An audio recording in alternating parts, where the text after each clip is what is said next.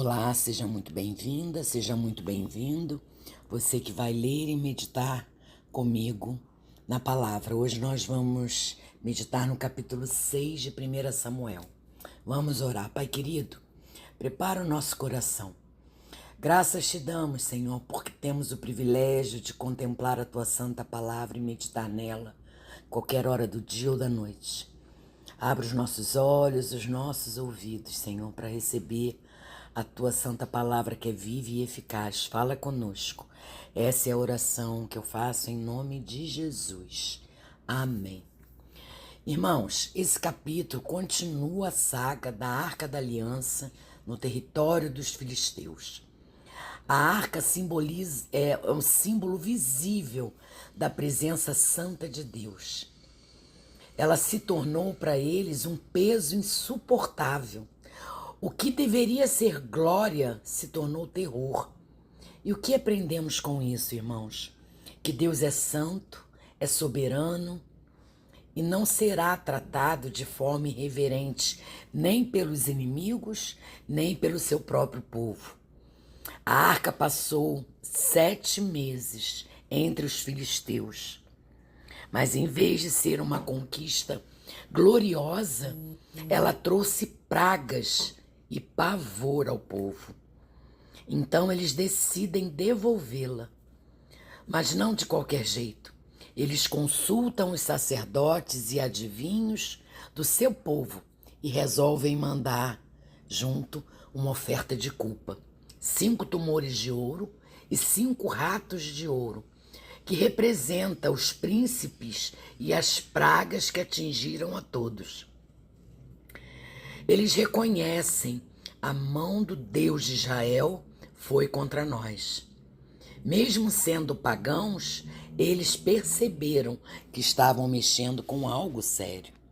Esse ponto já é um tapa na cara do próprio povo de Deus, que tratava a arca como um amuleto de guerra. Os filisteus, com toda a ignorância espiritual deles, ao menos reconhecem que Deus é poderoso e merecem respeito. Eles fazem um teste para saber se tudo o que aconteceu foi mesmo obra do Deus de Israel ou só coincidência. Pegam 2 vacas que tinham acabado de dar cria, nunca haviam puxado carroça, e as prendem em um carro novo com a arca e os objetos de ouro. Se elas fossem sozinhas em direção a Bet-Semes, cidade israelita, seria a prova de que foi Deus quem causou os males. E o que acontece? A vaca, todas elas vão direto, sem se desviar nem para a direita nem para a esquerda. E isso deixa claro, Deus mesmo estava por trás de tudo. Até a natureza obedece a Deus. As vacas que naturalmente iriam atrás de suas crias seguem firmemente em direção ao lugar estabelecido por Ele. O Senhor está no controle até dos detalhes mais pequenos. Isso deveria encher o coração do povo com temor e reverência. Quando os israelitas de Bet-Semes veem a arca chegando, eles se alegram, fazem sacrifícios, mas aí cometem um erro gravíssimo. Olham dentro da arca, e isso era estritamente proibido. A arca era sagrada, representava a presença de um Deus santo. E o que acontece com esse povo? O Senhor fere mortalmente muitos homens do povo. A alegria vira luto. O povo então se dá conta quem poderá estar diante do Senhor, este Deus santo. Irmãos, o mesmo povo que ficou feliz por ter a arca de volta é o mesmo que tratou com irreverência aquilo que era santo. Isso mostra, irmãos, que conhecer a Deus não é apenas se alegrar com Ele, mas também tratá-lo com reverência, temor e obediência. Deus não pode ser manipulado, Deus não pode ser domesticado ou encaixado em nossas agendas. Ele é santo. A presença dele, quando desonra, traz juízo. Então a gente precisa aprender que quando a gente desonra a presença do Senhor, quando ela é desonrada, ela vai nos trazer consequência, vai nos trazer juízo. Quando ela é honrada, ela nos traz bênção. Os filisteus aprenderam isso, à força, e Israel também. O Senhor não faz vista grossa para o desrespeito espiritual, nem de pagãos, nem de crentes. Quando a sua glória é tratada com leviandade, o resultado é destruição. A mão do Senhor pesa, irmãos. Mas quando reconhecemos a sua santidade, quando nos aproximamos dele com temor e humildade, experimentamos a sua misericórdia. Esse capítulo nos chama a levar Deus a sério. Ele não é um objeto sagrado para se usar em momentos de crise. Ele é o Senhor da glória. Ele governa com justiça. Ele exige santidade de quem deseja viver em sua presença. A gente tem que buscar a santidade até a sua volta, caminhar buscando uma vida santa. A presença de Deus não é algo leve ou banal. A presença de Deus é gloriosa, é tremenda e deve ser tratada com temor e reverência. Quando tentamos nos aproximar de Deus com desrespeito, colhemos consequências graves. Mas quando reconhecemos a sua santidade e nos submetemos com humildade, encontramos graça. Que o nosso coração, irmãos, nunca trate a presença de Deus com leviandade. Que cada culto, cada leitura da palavra, cada oração reflita um temor sincero por quem Ele é. O Deus que governa até sobre os inimigos, os animais e os detalhes mais pequenos da história.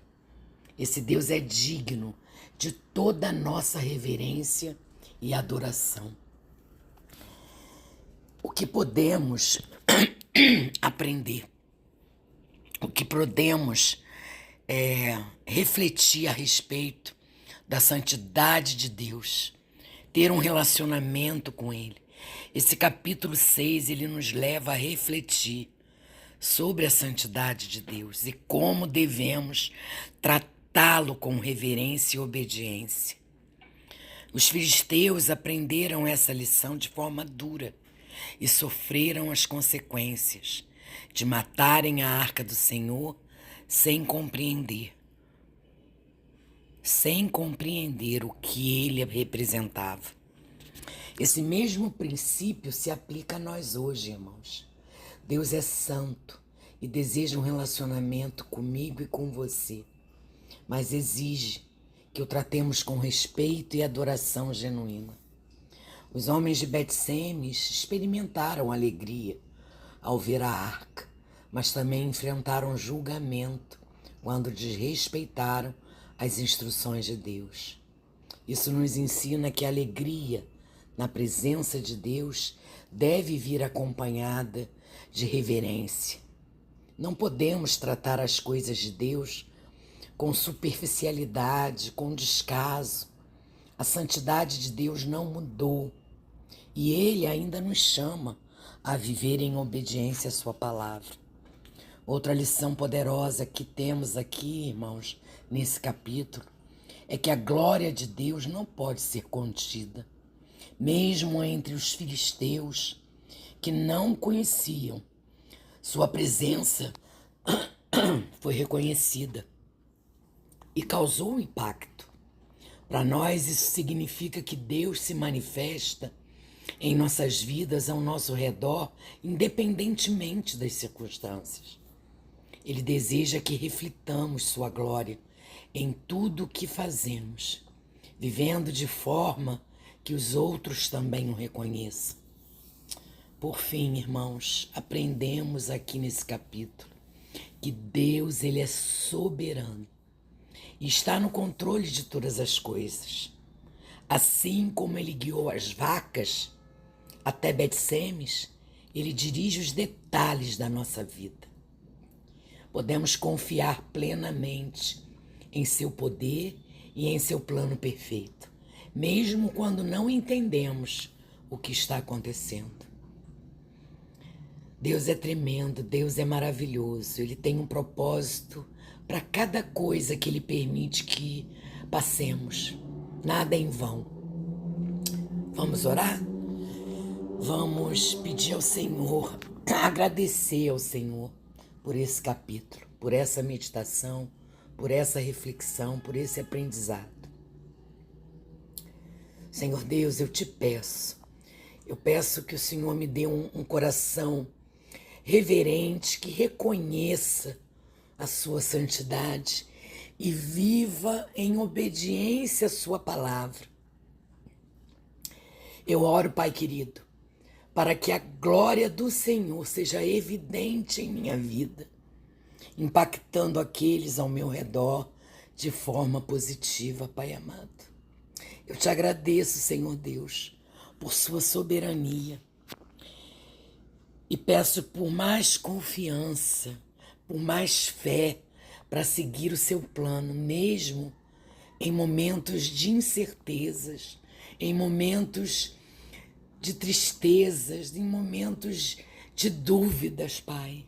Que eu continue firme na tua presença, na tua palavra. Ah, Senhor, tu és santo, tu és justo e poderoso. O Senhor não é um amuleto nas mãos dos homens. O Senhor não tolera ser tratado com desrespeito, com irreverência. Tua presença é gloriosa e tremenda, Senhor. Nos perdoa por vezes em que tratamos o sagrado com leveza. Quando nos achegamos a Ti com um coração frio, distraído ou interesseiro. Nos ensina, Pai querido, a temer o Teu nome de verdade, a reconhecer a Tua santidade e a caminhar diante de Ti com humildade e reverência. Nos dá, Senhor, um coração quebrantado, sensível à Tua palavra, que se alegra na Tua presença, mas nunca perde o respeito diante da Tua glória. Queremos Te honrar, Senhor, não apenas com palavras, mas com uma vida inteira de obediência, uma vida inteira de temor e adoração sincera. Seja o Senhor exaltado em nosso meio, Pai querido, e que jamais tratemos a sua presença como algo comum. Nós te amamos porque o Senhor nos amou primeiro. Obrigada, Deus, por esse imenso amor. Essa é a oração que eu faço. Em nome de Jesus. Amém. Amém, irmãos. Deus abençoe vocês.